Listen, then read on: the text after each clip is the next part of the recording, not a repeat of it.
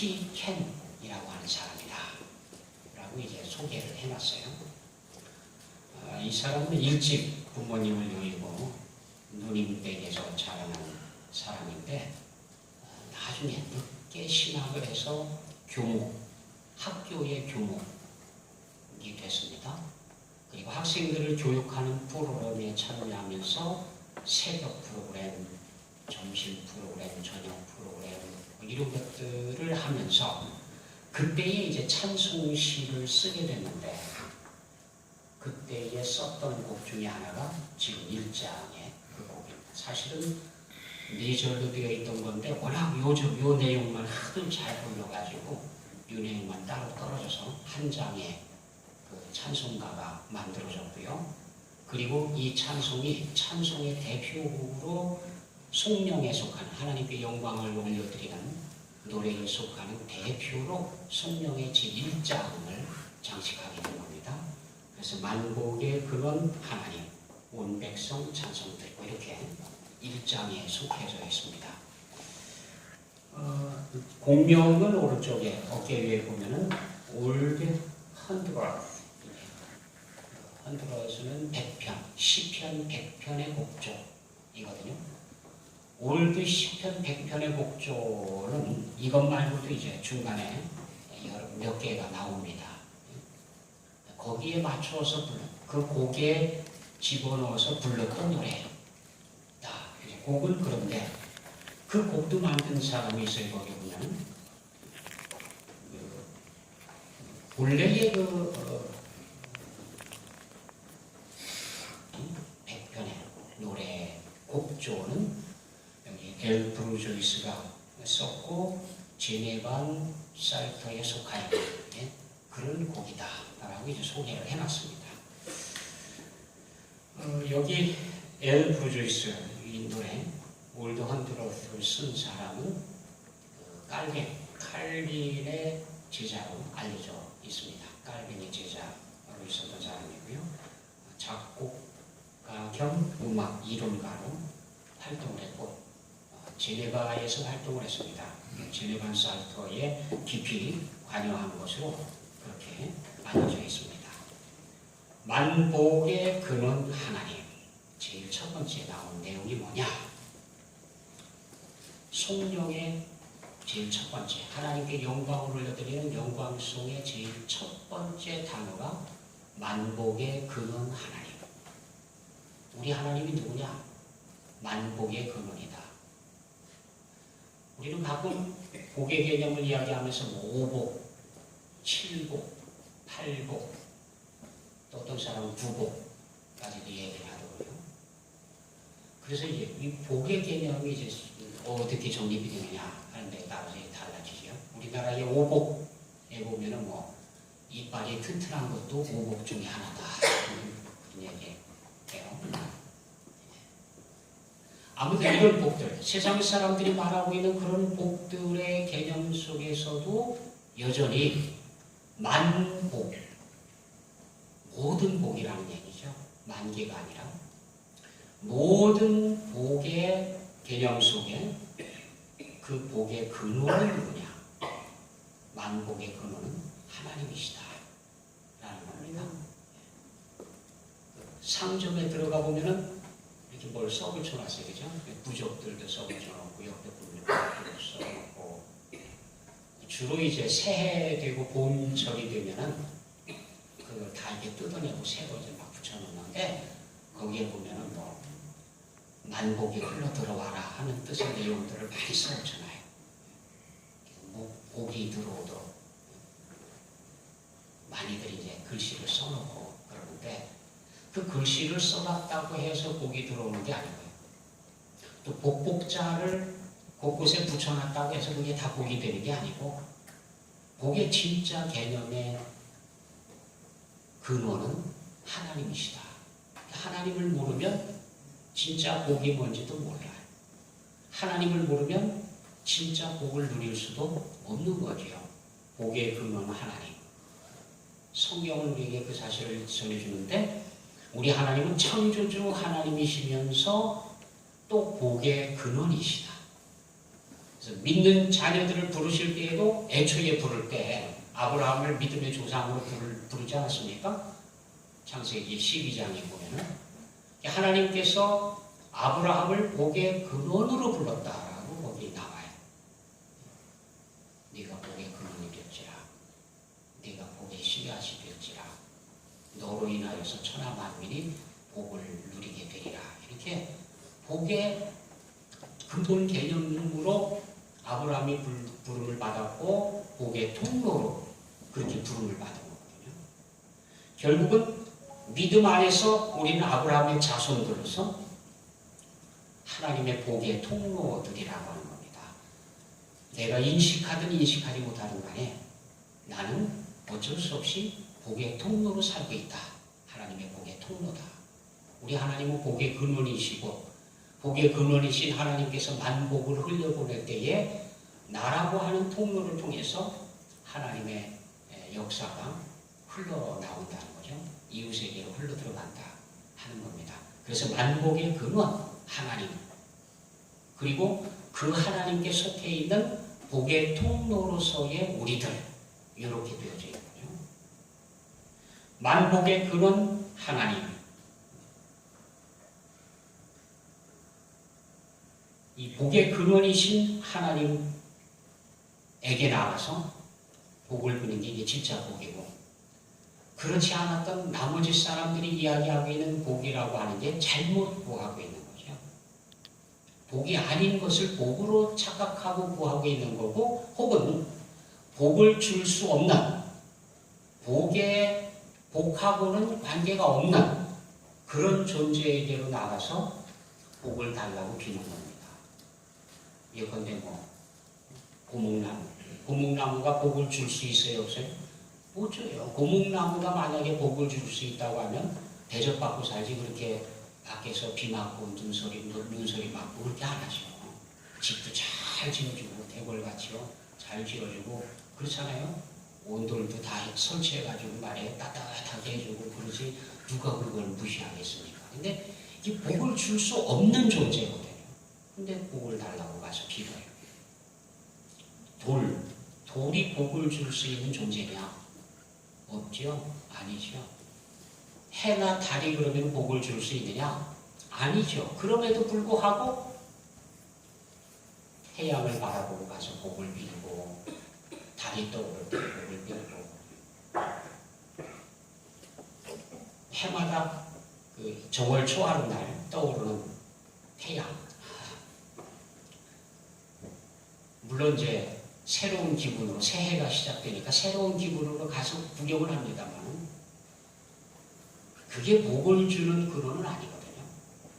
근데 세상 사람들은 그걸 모르기 때문에 1월 1일 날 가서 태양이 떠오를 때에 바닷가에 모여가지고 산에 올라가서 거기서 막 붕당거리면서 그냥 엎드려가지고 절하고 복을 빌고 하는 모습들을 바라보면 참 안타깝습니다.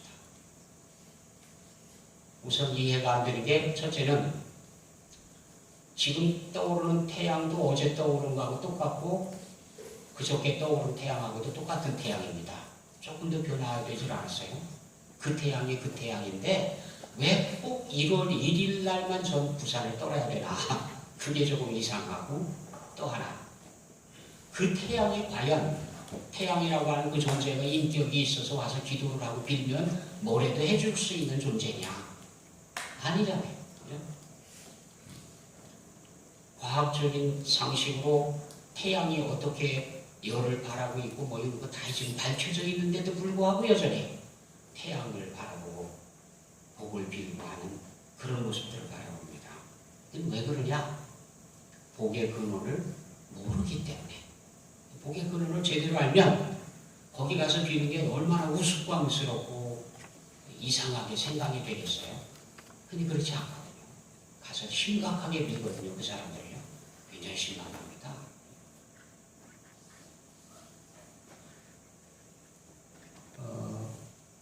석가모니의 이빨, 우리 하나 남아있다라고 알려져 있습니다. 1인치로 안 되는 이빨 하나가 남아있는데, 그 이빨을 구경하기 위해서 전 세계 사람들이 지금 얼마나 많이 몰려가서 그걸 구경하고 있는지 몰라요. 그냥 가서 구경하는 게 아니고 갈 때마다 또 성불보러비를 갖고 가요. 그래서 그 이빨이 지금 어디에 있느냐면 절간 안에 어느 절 안에 이렇게 빛이 되어져 있는데 그 이빨이 연꽃 잎 위에 있어요. 근데 그 진짜 연꽃이 아니고 보석으로 만든 연꽃. 온갖 보석들을 다 동원해가지고 만들어 놓은 연꽃 위에 서가모니 이빨 하나가 1인치도 안 되는 이빨 하나, 한 개, 여러 개도 아니고 한 개가 딱 놓여져 있는데 그걸 가서 보겠다고요. 금, 은, 금강석 뭐 이런 것들 들고서요. 지금도요. 하루도 빠짐없이 그냥 사람들이 미져라 터져라 구경을 가요. 그 이빨을 보면은 복이 되는지 아니면 진급을 하는지 아니면 합격을 하는지 뭐 그런 건 전혀 모르겠지만 그 사람들은 그렇게 믿고 가는 거고요. 만약에 우리 보고 그 이빨 가서 이빨 앞에 기도하고 와라. 그러면 아마 다들 하도 싱거워가지고 피식 웃고 말을 거예요. 우리하고는 전혀 개념이 다르죠. 그 사람들은 너무 심각한데 우리는 그 이빨 뭐 봐도 그만 안 봐도 그만 웃기는 거죠. 이빨 하나에 매달려갖고 그냥 그렇게 살아가는 모습을 바라보면 이해가 안 되죠. 그죠? 왜 그러냐? 차이는 여기에 있다는 겁니다. 하나님을 아느냐 모르느냐. 창조주 하나님, 이 창조주 하나님을 알게 되면 허황된 데에 마음을 빼앗기지 않아요. 분명히 정체를 알고 정신 차릴 수가 있는데 하나님을 모르니까 온갖 것에 다 현혹돼가지고 끌려다닙니다. 그래서 뭐 정신 못 차리죠. 마치 그 실체로 존재하는 것처럼 정령, 뭐 그러죠. 정령이 존재한다. 그래서 모든 동물, 식물 다 영이 존재하는데 그 안에 보면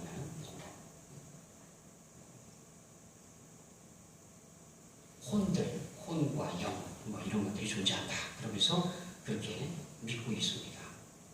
그러나 성경을 아는 사람들, 하나님을 아는 백성들은 전혀 거기에 리동하지 않아요. 움직이지 않아요. 우리는 창조주 하나님이 어떤 분이신지를 알고 그래서 아주 우렁찬, 아주 우람한 그런 산을 바라본다 하더라도 우리는 산에 주눅들지 않습니다. 왜냐하면 그걸 만드신 하나님을 바라보죠. 어마어마한 절벽을 바라봤다. 그럼 절벽 때문에 기가 죽습니까? 아니죠.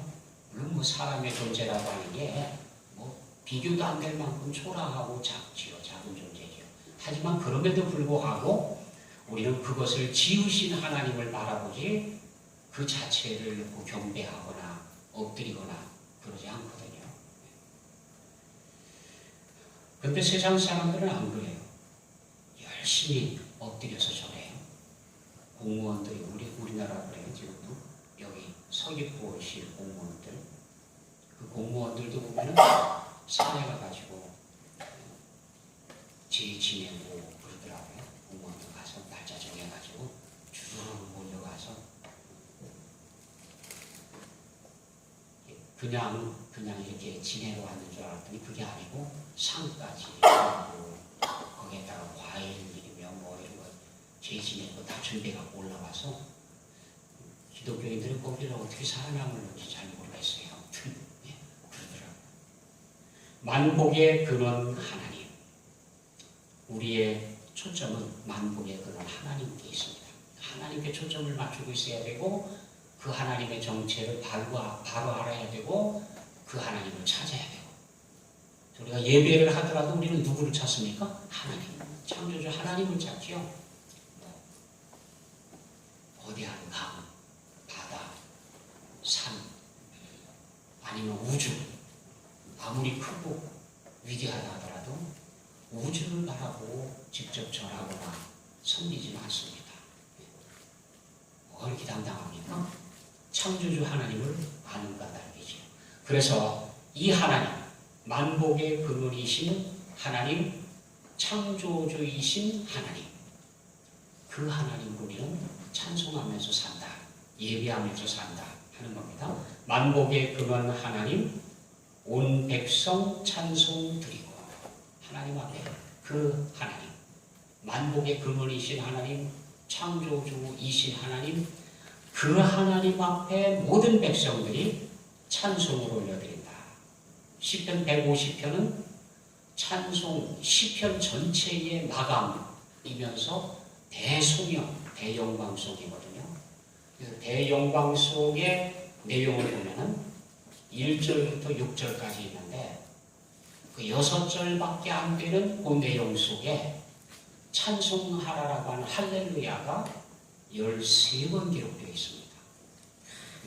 한 절에 2번씩, 그리고 1절에는 3번이나 기록되어 있어요. 죄송합니다. 아마 살살 졸리는 분들이 계시는 건가, 기침이 나오는, 깨우라고. 아무튼 시편 150편의 총 모든 시편 150편에 해당되어지는 전체의 대송영인 150편 속에는 찬송하라, 할렐루야가 13번 기록되면서 찬송하라, 찬송하라, 찬송하라, 찬송하라 계속 13번이나 울려 퍼지게 됩니다. 실제 단어 한두 개 빼놓고는 전부 할렐루야예요.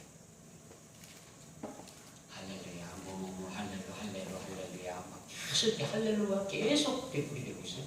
그래서 실제 원어로 읽는다고 하면 백성들이 모여서 시편 150편을 쫙 이렇게 낭송을 하든지 노래를 부르면 메아리가 왕왕왕왕왕왕 메아리가 할렐루야 할렐루야 할렐루야 할렐루야 이렇게 되어 있습니다.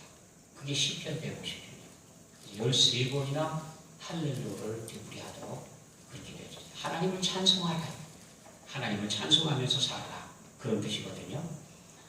성경에 보면 만복의 근원이신 하나님께 찬송하고 살아라 하는 내용으로 계속 우리를 권면하고 있고 초대하고 있습니다.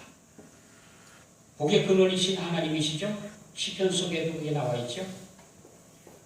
112편 1절에 보면 할렐루야 여호와를 경외하며 그의 계명을 크게 즐거워하는 자는 복이 있도다. 창세기 1장 28절에 하나님이 그들에게 복을 주시며, 우리 하나님께서 사람을 창조하신다고 제일 첫 번째 하신 일이 뭐냐? 인간을 창조하시고 나서 맨 먼저 입을 딱 떼시면서 하신 말씀이 있습니다. 그게 뭐냐면 복을 주시며 이렇게 되어 있어요. 하나님께서 사람을 만드시고 나서 제일 첫 번째 주신 것도 복이다. 결국 우리 하나님은 인간이 복을 누리고 살기를 원하고 계신다.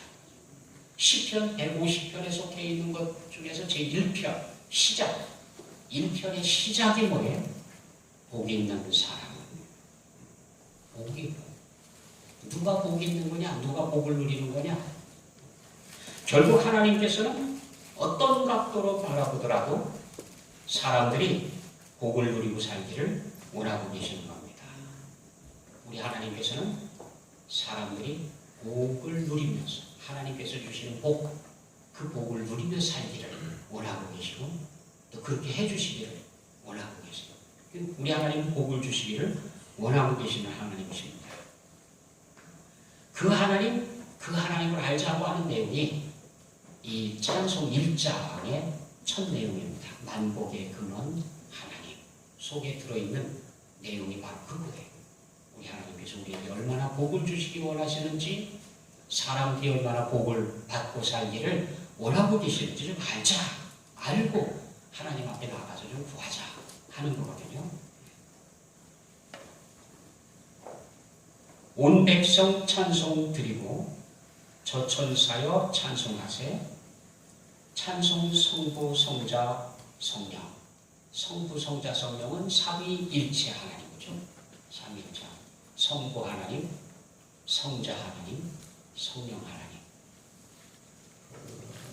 성경 공부할 때는 그런 빠뜨릴 수가 없는 게 삼위일체 하나님이신데, 삼위일체만큼 머리가 아프고 이해 못하는 게 없습니다. 신학을 다 공부하고 나서도요, 또 공부해도 또 머리가 아프고요.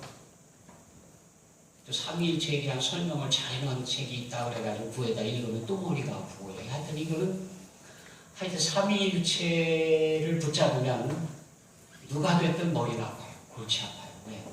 이해를 못해요. 다 이해할 수가 없어요. 이 신비 속에 있기 때문에 몰라. 알 수가 없어요. 그렇다고 팽개치자니 삼위일체를 모르면 이단이 돼요. 이게 삼위일체를 제껴놓을 수도 없고 붙잡을 수도 없고 참 곤란한 게 삼위일체. 삼위일체의 하나님은 그냥 믿음으로 삼위가 계시는데 삼위이면서도 몸은 하나다. 일체다. 하나다. 그래서 한 분이시다 라고 보는 겁니다. 설명을 굳이 신학적으로 설명을 하자 보면 조금만 건드릴게요. 머리 안 아프게. 조금만 건드린다 보면 이런 겁니다. 성부 하나님은 유일하신 창조주 하나님. 성자 하나님은 유일하신 창조주 하나님. 성령 하나님은 유일하신 창조주 하나님.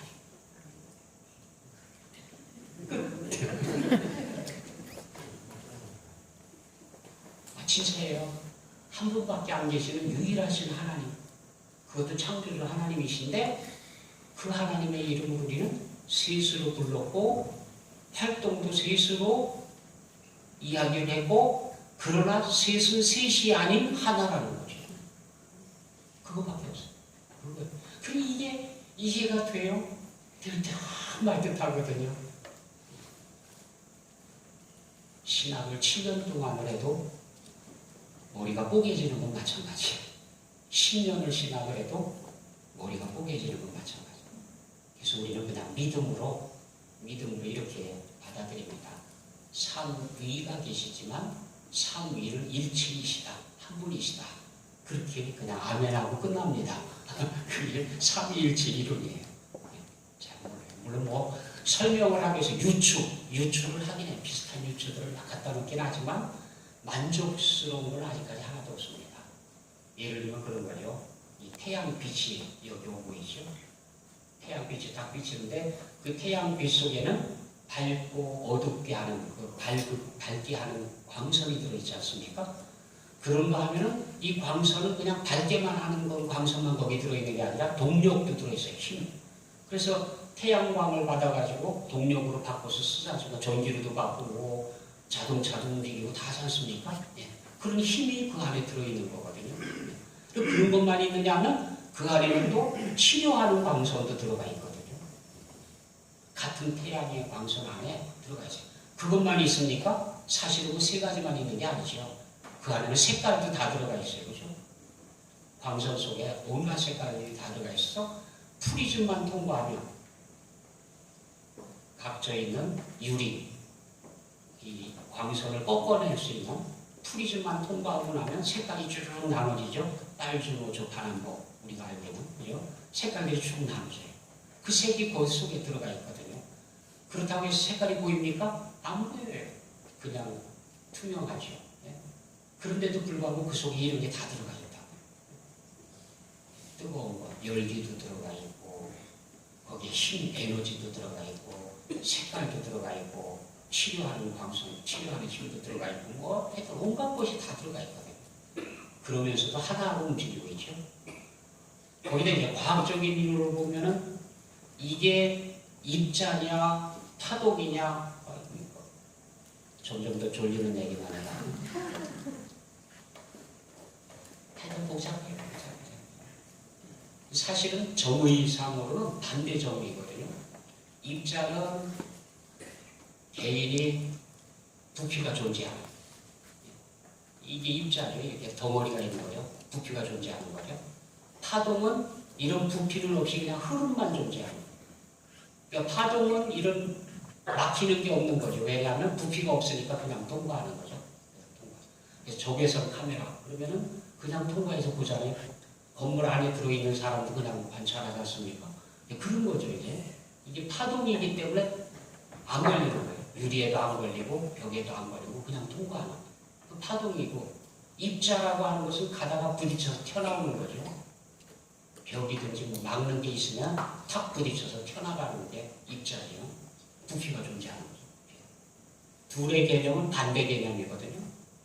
그러니까 모든 물체는 입자든지 파동이든지 둘 중에 하나예요. 그런데 태양광선은 두 가지 다라고요. 정의 믿을 수가 없어요. 두 가지 다예요. 부딪혀서 꺾어지기도 하지만 그냥 통과하기도 해요. 이게 신비한 존재죠. 그 자체가. 이해를 못하죠. 이런 것처럼 이것보다도 더 이해하기 어려운 게 바로 삼위일체 하나님이십니다. 그래서 우리는 그냥 명칭으로 부를 따름이지 이해하기까지는 아직도 멀었어요. 할 수가 없어요. 다만 삼위의 하나님은 한 분 하나님이시다라고 하는 것만 우리가 받아들이고 아멘하면 끝입니다. 그래서 성경도 바로 그런 이야기를 하고 있죠. 주님께서도 떠나시면서 제자들에게 분부할 때에 너희가 모든 족속으로 제자를 삼아 아버지와 아들과 성령의 이름으로 세례를 주고 그렇게 했죠. 거기에 보면 아버지와 아들과 성령의 이름으로. 그래서 세례를 베풀 때는 반드시 누구의 이름으로 베풉니까? 성부 하나님, 성자 하나님, 성령 하나님. 성부와 성자와 성령의 이름으로. 성부 하나님, 성자 하나님, 성령 하나님. 이 하나님은 한 분 하나님이시야. 그러나 이름을 우리는 세 이름을 들어서 세례를 베풉니다. 성부 하나님의 이름으로, 성자 하나님의 이름으로, 성령 하나님의 이름으로 세례를 베푸는 거죠. 이게 주님께서 삼위일체에 대해서 벌써 말씀하고 계시고 성경에도 계속 되풀이 되고 있는 내용입니다. 그래서 세 분이 계시는 것 같은데 세 분이 아니라는 거죠. 세 분이라고 말하면 벌써 이미 모순인 거예요. 이미 끝난 거예요. 그분은 한 분이신 하나님이세요. 한 분이신 하나님이시고 우리에게 나타난 모습, 우리에게 계시해 주시는 것으로 볼 때에는 성부, 성자, 성령 하나님으로 계시를 해 주셨고 우리를 그렇게 만나 주신 거죠. 그래서 성부, 성자, 성령께 찬송을 올려드리는 겁니다. 근데 그 찬송은 또 하나의 비밀을 오늘 얘기하고 있는데 저 천사여 찬송하세. 무슨 얘기냐면 찬송을 하나님 앞에 영광을 올려드리는 게 독설로지죠. 말 그대로 그 제목대로 독설로지. 하나님께 영광을 올려드리는데 그 영광을 올려드리는 이 찬송은 우리가 찬송을 시작하는 순간 누구와 함께 하고 있느냐면 천군 천사들과도 함께 하고 있는 거다. 나는 음치라서 노래를 잘못 부르는데 천군 천사들이 함께 찬송을 하는 거예요. 그러니까 누군가가 나를 보고 음치라서 참 노래 참 되게 못한다고 이렇게 할 수가 없다는 거예요. 찬송 참 이번 찬송을 완전히 죽섰다. 죄송해요. 죽섰다 라는 표현을 할 수 있느냐? 못한다는 거예요. 왜냐하면 그 찬송은 누구에게 하는 거예요? 하나님께. 평가도 누가 하는 거예요? 하나님. 우리가 할 수 있는 것은 없습니다. 아무것도 없습니다. 우리는 그냥 찬송하는 대열에 함께 참여할 따름이지 그걸 우리가 즐기기 위해서 듣는 것도 아니고 평가하기 위해서 듣는 것도 아니라는 거죠. 찬송은 이미 찬송 그 자체, 찬송이 딱 입 밖에 나오는 순간부터 그건 천군 천사와 더불어서 하나님 앞에 올려드리는 영광이라는 겁니다. 그 자체가 그냥. 그러니까 그것으로서 사명이 다른 거지. 그걸 가지고 뭐 잘 불렀다, 잘 못 불렀다, 됐다, 안 됐다, 죽을 썼느냐 아니냐 이럴 수가 없다는 거예요. 이미 그런 개념이 아니라는 게 개념 자체가. 그래서 여기 1장의 성령에 보면은 저 천사여 찬송하세. 우리가 찬송을 할 때에 누구와 더불어서 천군 천사들과 더불어서 하나님을 찬송한다는 겁니다. 이게 찬송의 신비입니다. 찬송은 나 홀로 부르는 것도 아니고 사람들 들으라고 부르는 것도 아니고 오직 하나님께 올려드립니다. 성부, 성자, 성령께 올려드리는데 그 찬송 속에는 나 혼자가 아니라 천군 천사들까지도 함께하고 있고 온 교회가 함께하고 있다. 그래서 찬송은 하나님 앞에 불렀을 때에 이미 그 찬송만으로도 나는 혼자가 아니라 교회, 전체 교회, 지금 이 땅에 있는 지상에 속해 있는 모든 교회들과 더불어서 역사에 존재했던 모든 교회들, 앞으로 존재할 모든 교회들까지 다 합심해서 불려지는 찬양이 되는 겁니다. 찬양은 전체가 드리는 거예요. 좀 묘한 표현을 쓴다고, 세상적인 방법의 표현을 쓴다고 하면 예수님의 신부는 여럿이 아니라 우리 주님의 신부는 하나밖에 없어요. 그것을 원래 단어는 캐톨릭 처치예요. 캐톨릭 처치. 근데 이 캐톨릭이라고 하는 단어를 말 그대로 캐톨릭 천주교가 쓰고 있기 때문에 잘 안 써서 그래요. 원래 단어는 그게 맞아요. 캐톨릭 처치가 맞는데 이 캐톨릭이라고 하는 단어를 천주교가 쓰고 있으니까 거부감이 들어서 잘 사용을 안 해서 그래요.